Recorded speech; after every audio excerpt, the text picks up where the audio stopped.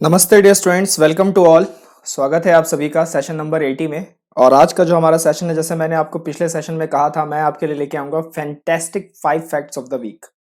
तो ये हम आज देखेंगे। प्रीलिम्स के हिसाब से, यूपीएससी प्रीलिम्स 2021 के हिसाब से बहुत इंपॉर्टेंट है ये। आप हर जगह कुछ टॉपिक सुनते होंगे, जैसे कुछ सवाल होते हैं रिसेंटली इन द न्यूज़, उस टाइप के क्वेश्चंस को हम कवर अप करेंगे। साइंस एंड टेक, तो पूरा एक मतलब एक तरीके से समग्र कंसोलिडेटेड फॉर्मेट रहेगा इसका, और ये हम throughout the week carry करते रहेंगे। स्वागत है आप सभी का। सेशन को लाइक करना ना भूलें, शेयर करना ना भूलें। राइट, स्टार्ट करते हैं। पहला कॉन्सेप्ट आपके स्क्रीन पे आपको दिख रहा होगा। फ्रॉग आपको यहाँ पे दिखाई दे रहा है, और इस फ्रॉग का नाम है रोहानिक्स एलएस। रोहानिक्स एलएस, ये इसका नाम है। ये एक नई तरीके की जो फ्रॉग है, ये पाई गई है अंडमान आइलैंड्स में। और ये जो आपका थोड़ा सा म्यांमार वाला रीजन होता है, वहां पर भी साइंटिस्टों ने इसकी पुष्टि की है। हाल ही की न्यूज़ है ये। A new genus of old tree frog family Rhacophoridae, ये पाया गया है कहाँ पे? अंडमान आइलैंड में। Currently this genus compromises of 8 out of 422 non old tree frog species found in Asia and Africa. कैसे होते हैं ये? स्मॉल इन साइज होते हैं, 2 से 3 सेंटीमीटर लंबे होते हैं। इनकी जो बॉडी होती है वो स्लेंडर होती है। और आप इसके स्किन पे आप देख ही रहे होंगे कि कलर्ड लेटरल लाइंस होती है दोनों तरफ से। यहाँ पे आप देख रहे होंगे ये कलर्ड लेटरल लाइंस यहाँ पे भी है, यहाँ पर भी है। तो इस तरीके का ये फ्रॉग है रोहानिक्स एलएस। ये आप ध्यान रखिएगा, नाम याद रखना है प्रीलिम्स के हिसाब से। फ्रॉग फैमिली का नाम याद रखना है रैकोफोरिडे। अंडमान आइलैंड में पाया गया है, स्मॉल इन शेप होता है और स्लेंडर बॉडी होती है। तो इस तरीके के जो नए और इंटरेस्टिंग जो डिस्ट्रीब्यूशन पैटर्न है ट्री फ्रॉग्स के, उससे क्या होगा कि जो हमारी जो बायोडाइवर्सिटी है, जो हमारा जो फॉनल एक्सचेंज है, वो बहुत ही ज़्यादा बढ़िया होता चला जाएगा। और अंडमान और जो इंडो बर्मा वाला रीजन है, वहाँ पर भी इसका जो एक्सचेंज है बायोडाइवर्सिटी का, वो काफ़ी देखने को मिलता है। तो वो भी एनरिच होगी समय के साथ साथ। तो बहुत ही इंपॉर्टेंट न्यूज़ है। रोहानिक्स एलएस नाम आप याद रखिएगा। This is the first fact of the day. आगे चलते हैं नेक्स्ट फैक्ट की ओर। आपके स्क्रीन पे आपको दिख ही रहा होगा, दैट इज सरना कोड। ये दिख रहा होगा कि आपको एक लेडी यहाँ पे दिखाई दे रही हैं, जिन्होंने अपने उसमें बैनर ले रखा है, सरना कोड नहीं तो वोट नहीं। है क्या पूरा ये मामला? देखते हैं। अभी हाल ही में झारखंड की जो विधायिका है, लेजिस्लेचर या असेंबली जो है वहाँ की, उन्होंने एक रेजोल्यूशन पास कर दिया है that would allow tribal in the state to identify with a distinct religion. तो ये जो लोग हैं, ये एक नए धर्म की डिमांड की बात कर रहे हैं। ट्राइबल पीपल है, बेसिकली जनजातीय लोग हैं। तो ये चाहते हैं कि हमारा जो धर्म है इसको, या हमारी जो कल्चर है, हमारी जो ट्रेडिशन है, इसको एक तरीके की पहचान मिले, एक अलग धर्म के रूप में हमें देखा जाए। राइट, इस पे बात है। तो अगर सेंटर इसको अप्रूव कर देती है, सरना कोड को, जिसकी डिमांड बहुत पहले से चल रही है, ठीक है, अगर इसको अप्रूव कर देती है, तो फिर 2021 के सेंसस में क्या होगा कि एक नए रिलीजन को देखने को मिलेगा। राइट, हालांकि अभी तक क्या होता था, अभी तक के सेंसस में ट्राइबल्स को ऐड नहीं किया जाता था। जितने भी अभी तक के जो सेंसस हुए हैं, उसमें हम ट्राइबल्स को ऐड नहीं करते थे। क्यों नहीं करते थे सर्वेज में? क्योंकि वो एक स्टेट से दूसरे स्टेट माइग्रेट करते रहते थे फॉर नॉन एग्रीकल्चर एम्प्लॉयमेंट के लिए। तो इसलिए उनको ऐड नहीं करते थे। तो that's why these people are demanding कि हमें एक डिस्टिंक्ट रीजन की पहचान मिले, हम भी सेंसस में काउंट हो। अगर आप हमें नहीं काउंट कर रहे तो फिर हमारा वोट क्यों काउंट कर रहे हो? ट्राइबल पीपल की अगर बात बता दूं, तो पिछले 10 सालों में ये हुआ है, या 20 सालों में ये हुआ है कि जो इनकी जो पॉपुलेशन है, वो लगातार डिक्लाइन ही होती चली जा रही है। आपको मालूम है, अगर ये नया रिलीजन बनता है तो हमारे पास टोटल कितने रिलीजन हो जाएंगे? 7 रिलीजन हो जाएंगे। अभी फिलहाल कितने हैं? 7 है। अभी फिलहाल 6 है। हिंदुज्म है, इस्लाम है, क्रिश्चियनिटी है, सिखिज्म है, बुद्धिज्म है, जैनिज्म है। तो सरना को लेके एक डिमांड चल रही है कि, और वहाँ की झारखंड की जो सरकार है, उसने इसे आइडेंटिफाई करने के लिए रेजोल्यूशन भी पास कर दिया है। तो अब नाउ इट्स टोटली, कहते हैं ना, the ball is now in the court of centre. तो अब सेंटर अगर इसे अप्रूव करेगी तो 2021 के सेंसस में कुछ नई चीजें देखने को मिलेंगी। तो सरना धर्म के जो लोग हैं, ये किस चीज की पूजा करते हैं बेसिकली? तो ये नेचर्स को पूजते हैं, फॉरेस्ट को पूजते हैं, माउंटेन्स को पूजते हैं। कुछ याद आ रहा है आपको इंडस वैली सिविलाइजेशन? वहां भी ऐसे ही होता था। इंडस वैली सिविलाइजेशन में भी काफी सारी चीजें मिली थी जहाँ पे नेचर को ही डायरेक्ट पूजा जाता था। तो इससे, और ये दुनिया को काफ़ी कुछ सिखा सकते हैं। दुनिया क्या, इनफैक्ट भारत को भी कुछ जो अन्य धर्म है उनको काफ़ी कुछ सिखा सकते हैं। लाइक जिस तरीके से हम एनवायरनमेंट डिग्रेडेशन कर रहे हैं, एनवायरनमेंट पॉल्यूशन कर रहे हैं, तो अगर हम इन नेचर को पूजने लगे, ये सब करने लगे, तो काफ़ी कुछ ये चीज़ें हमें सिखा सकते हैं। It's a unique religious identity of tribal peoples, और जिसके लिए ये लोग एक कानून, एक प्रोविजन के लिए देश में मांग कर रहे हैं। राइट, 1871 से 1951 के सेंसस में तक क्या होता था कि इनको पहले इनके लिए एक सेपरेट कॉलम इंक्लूड किया जाता था। रिलीजन का जो कॉलम होता है उसमें इनके लिए एक स्पेसिफिक कॉलम होता था, लेकिन बाद में उसको ड्रॉप कर दिया गया, ट्राइबल का ये हटा दिया गया 1951 के सेंसस के बाद। 1871 से शुरू हुआ था। तो आपके लिए आज का पहला सवाल है कि भारत का सबसे पहला सेंसस कब काउंट किया जाता है? When did India count it's first census? उस ईयर का नाम आप मुझे बता दीजिए, काफी सारे एग्जाम में पूछा जा चुका है। आगे बात करते हैं। First second fact is clear to you. Sarna code याद रखिएगा, related to the identification of a distinct religion, ये आप ध्यान रखिएगा। आगे बात करते हैं, थोड़ा सा इंटरनेशनल इश्यूज पे चलते हैं। जो अगला टॉपिक है हमारा वो एक पीस डील को लेकर टॉपिक है, और आपके स्क्रीन पे लेफ्ट हैंड साइड पे आपको एक मैप दिख रहा होगा और राइट हैंड साइड पे लिखा है पीस डील। किसके बीच हुआ है ये पीस डील? तो अभी हाल ही में अभी आप करंट अफेयर्स देख रहे हैं, पीटी एजुकेशन के चैनल पे भी आपने देखा है, कई वीडियोस हमने इस पे बनाई हुई हैं, काफ़ी सारे दूसरे ऑथर्स ने इस पे अच्छे से वीडियो बनाई हुई है कि आर्मेनिया और अज़रबैजान के बीच में एक कन्फ्लिक्ट चल रहा था।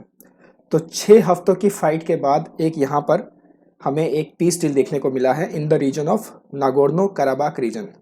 तो पहले मैं रीजन लोकेट कर देता हूँ मैप पे। ये वो रीजन है नागोर्नो कराबाख रीजन, ये देख रहे हैं आप, दैट ये जो इस कलर में है ये है नागोर्नो कराबाख रीजन। तो इसको एक इंटरनेशनल रिकॉग्नाइजेशन मिल गई है। हो क्या रहा था पहले?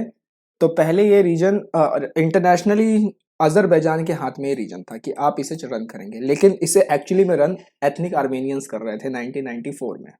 तो ये जो पीस डील साइन हुई तो इसमें रशिया ने मीडिएट किया, क्योंकि लड़ाई वड़ाई काफ़ी हो गई थी अभी फाइट, तो रशिया ने इस पर मीडिएट किया।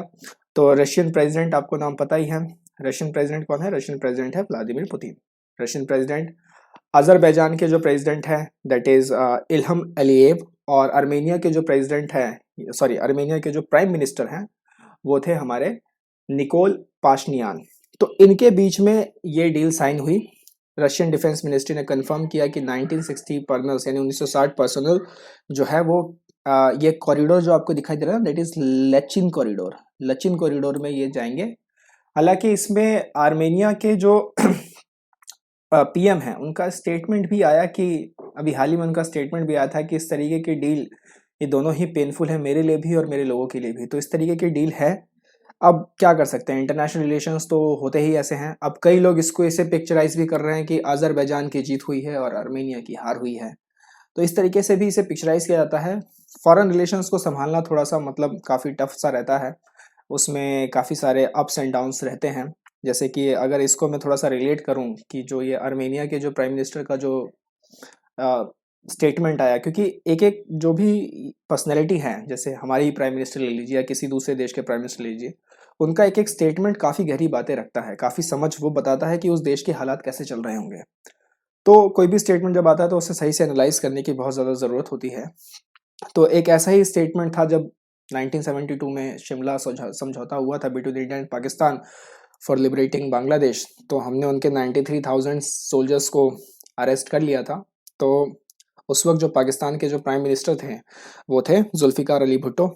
तो वो जब आए यहाँ पर तो उनका स्टेटमेंट कुछ ऐसा था कि मैं अपने लोगों को क्या मुंह दिखाऊंगा वगैरह वगैरह, ऐसा कुछ स्टेटमेंट था। लेकिन जब वो वहाँ पे गए और अपने इलेक्शंस में जब उन्होंने डोमेस्टिक पॉलिटिकल इलेक्शंस में लड़ना जब शुरू किया तो फिर वहाँ उनके स्टेटमेंट्स को बदल गए कि हमने तो बहुत कुछ खो दिया था लेकिन फिर भी हमने बिना कुछ खोए हुए सब कुछ हासिल कर लिया इंडिया से। तो इस तरीके के स्टेटमेंट रहते हैं। तो ये बताते हैं कि वो सोच कैसी है, वहाँ के देश की सोच कैसी है। तो आर्मेनिया के भी ये जो प्राइम मिनिस्टर के जो स्टेटमेंट आई कि it is incredibly painful both for me and both for my people, तो ये बताता है कि उनको कितना हर्ट हुआ है वहाँ पर। और ऑब्वियसली बात है जो विनिंग साइड है वो तो इसे पिक्चराइज करेगी कि that we won and you lose. तो इस तरीके का रहता है इसमें। तो ये पीस डील आप याद रखिएगा, नागोर्नो कराबाख, और यहाँ पे कॉरिडोर नाम याद रखिएगा लचिन कॉरिडोर, राइट। अजरबैजान की राजधानी यहाँ आपको दिख ही रही है बाकू, और आर्मेनिया की राजधानी है येरेवान। आगे चलते हैं फोर्थ फैक्ट की ओर। फोर्थ फैक्ट है हमारा ग्रीन जीडीपी। तो इकोनॉमी से बात कर लेते हैं। पहला कॉन्सेप्ट जो हमने लिया था, मैं एक बार दोबारा दिखा देता हूँ पीस ग्रीन जीडीपी को दिखने से पहले। पहला हमने लिया था इकोलॉजी एंड एनवायरनमेंट से रोहिनिक सेलेस, दूसरा हमने लिया पॉलिटी गवर्नेंस से सारना कोड, तीसरा हमने लिया इंटरनेशनल रिलेशन से पीस डील, और चौथा हम अब इकोनॉमी की ओर चल पड़े हैं ग्रीन जीडीपी। कई बार एग्जाम में सवाल भी देखे गए हैं कि what is the definition of green GDP. तो ग्रीन जीडीपी का मतलब होता है used for expressing GDP after adjusting for environment degradation. तो जितना भी आपने एनवायरमेंट की तबाही की है सोसाइटी के अंदर में इकोनॉमिक डेवलपमेंट के नाम पे, इकोनॉमिक ग्रोथ के नाम पे, तो जैसे ही आप उसको जीडीपी से एडजस्ट कर लेते हो, you will get the green GDP. थोड़ा मैथ्स के टर्म में अगर बात करें तो growth of an economy by subtracting the cost of environmental damages and ecological degradation from GDP, that is called as green GDP। ये बिल्कुल स्टेटमेंट आप ऐसे का ऐसा लिख लीजिएगा अपने नोटबुक में। जितने भी हमारी ग्रोथ ऑफ इकोनॉमी है उसमें से आप एनवायरमेंटल डैमेजेस और इकोलॉजिकल डिग्रेडेशंस की क्या कॉस्ट रही, क्या डैमेजेस रहे, उसको अगर आप सब्ट्रैक्ट कर लेते हैं then you will get the green GDP. 3 तरीके के स्टेप्स इसमें इन्वॉल्व होते हैं अगर आपको एनवायरमेंटल जीडीपी काउंट करनी है तो। पहला होता है फिजिकल अकाउंटिंग। ये बताता है कि स्टेट के पास किस तरीके के रिसोर्सेज हैं, कितने टाइप्स के रिसोर्सेज हैं, किस एक्सटेंट तक वो चल सकते हैं, उनकी लॉन्जेविटी क्या है इन स्पेशल एंड टेम्पोरल टर्म्स में। तो फिजिकल अकाउंटिंग पहला स्टेप होता है। उसके बाद फिर उसकी मॉनेटरी वैल्यूएशंस की जाती हैं जिसमें उसके टेंजिबल और इंटेंजिबल कंपोनेंट्स की स्टडी करके निकाला जाता है। इसके बाद फाइनली उसको इंटीग्रेट किया जाता है national income and wealth account से। तो that's how you are going to calculate the green GDP, जिसकी डिमांड आजकल बहुत ज़्यादा चल रही है क्योंकि कोरोना वायरस के बाद से अभी ऐसा देखा जा रहा है कि क्लाइमेट चेंज अब एक बहुत बड़ा इशू बन जाएगा। और यूएस में जो अभी तख्ता पलट हुआ है, यूएस में जो नई गवर्नमेंट आई है या जो नई अभी गवर्नमेंट बनेगी जो बाइडेन और कैमला हैरिस की, तो उनका तो एक था ही मोटो कि हम क्लाइमेट चेंज यानी कि जो पेरिस एग्रीमेंट है जिसको ट्रम्प एडमिनिस्ट्रेशन ने नकार दिया था उसको हम एक्सेप्ट करेंगे, और क्लाइमेट चेंज जो है वो एक वाकई में एक रियलिटी है और एक बहुत बड़ा चैलेंज है। तो ऐसा कहना है। तो मतलब अगर ऐसे ताकतवर देश इसको अगर सपोर्ट कर रहे हैं तो ये आने वाले समय में और एक बहुत लंबे समय के लिए एक बहुत बड़ा इशू बना रहेगा। हालांकि कुछ महीनों पहले ही ऑस्ट्रेलिया के कुछ साइंटिस्टों का कहना था, ये रफली अब से 5 या 6 महीने पहले की न्यूज़ थी, कि ऑस्ट्रेलिया के कुछ साइंटिस्टों ने बोला था कि जिस तरीके से हम चल रहे हैं अपने इकोनॉमिक ग्रीड को लेके और अपने वेल्थ क्रिएशन को लेके और हम एनवायरनमेंट का कबाड़ा करते जा रहे हैं, तो 2040 will be the near and. Antarctic के आइस शीट पिघल रहे हैं। ये सब खबरें जो हैं ये बताती हैं कि कहीं ना कहीं climate change is a real threat. तो इस पर एक नज़र बनी रहेगी हमारी, क्या क्या इसमें एडवांसमेंट क्या डेवलपमेंट होते हैं ये सब मैं आपको बताता रहूँगा। तो that is green GDP till for now. आगे फिर कभी इस पर और अच्छे से विस्तार में बात करेंगे।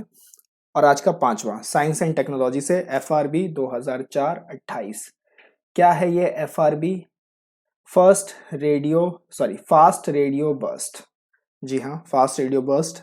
अभी हाल ही में देखा गया हमारे मिल्की वे में इंटेंस, जब बहुत ज़्यादा रेडियो वेव्स की जो इंटेंस पल्स है वो इंटेंस हो जाए काफ़ी, मतलब जो पल्स है रेडियो वेव्स की वो काफ़ी इंटेंस हो जाए तो उसको उसमें एक बर्स्ट निकलता है, that is called as the fast radio burst. और वो डिटेक्ट किया गया है काफ़ी सारे दूसरे गैलेक्सीज में तो किया ही गया है, अब हमारे मिल्की वे में भी किया गया है। पहली बार ये कब डिस्कवर किया गया था? पहली बार ये 2007 में डिस्कवर किया गया था। और इसको लेके काफ़ी सारी थ्योरीज हैं, बहुत सारी थ्योरीज हैं, क्योंकि ऑब्वियसली बात है आप ज्योग्राफी में पढ़ते ही होंगे कि जो इवोल्यूशन ऑफ अर्थ है या फिर जो फॉर्मेशन ऑफ यूनिवर्स है उसको लेके भी बहुत सारी थ्योरीज हैं। तो इसी तरीके से ये जो फास्ट रेडियो बर्स्ट है इसके फॉर्मेशन और इसके कॉजेज को लेके भी बहुत सारे थ्योरीज हैं। जैसे एक थ्योरी तो यही है कि it's a collision between black holes, alien starships. दूसरा ये है कि जो न्यूट्रॉन स्टार्स के फॉर्मेशंस के कारण ये बनता है। तो पहली तो ये थ्योरी है। दूसरी ये है, तो साइंटिस्टों ने अब बोल दिया है कि न्यूट्रॉन स्टार्स जो है in fact that is the real cause behind the formation of this fast radio burst, और जिसको नाम उन्होंने दिया है मैग्नेटर। तो ये एक नाम आप याद रखिएगा, मैग्नेटर। ये बहुत इंपॉर्टेंट हो जाता है। न्यूट्रॉन स्टार्स क्या होते हैं? न्यूट्रॉन स्टार्स वो स्टार्स होते हैं, जैसे कि मैं आपको बता दूं कि कोई भी जो स्टार है उसका जो कोर है, अगर उसमें से ग्रेविटेशनल फोर्सेस कोलैप्स कर जाए और वो अपने लाइफ के एंड पे पहुंच जाए, it reaches to the end of its life, तो हम कहते हैं कि एक न्यूट्रॉन स्टार बना है, जैसे सुपरनोवा होता है, राइट। तो वो न्यूट्रॉन स्टार बना है। तो वो जो न्यूट्रॉन स्टार होता है फिर वहां से जो बर्स्ट निकलती है that is known as fast radio burst. तो ये हमारे मिल्की वे में अभी रिसेंट की न्यूज़ थी, बहुत ही इंपॉर्टेंट न्यूज़ थी, इसलिए मैं लेके आया आपके लिए। मैग्नेटर आप याद रखेगा। मैग्नेटर क्या होते हैं? They are the most powerful, इन्हीं को ही कहते हैं कोलिजन के बाद से ही। They are the most powerful magnets in the cosmos. Their magnetic field strength is 5 trillion times more than the powerful of the earth. तो आप जान रहे हैं कि आज से भी ज्यादा पावरफुल है इनकी magnetic field strength. Sources of FRB was traced to magnetar known as, ये आप नाम याद रखिएगा, प्रीलिम्स के हिसाब से काफी ज्यादा इंपॉर्टेंट हो जाता है एग्जाम के हिसाब से।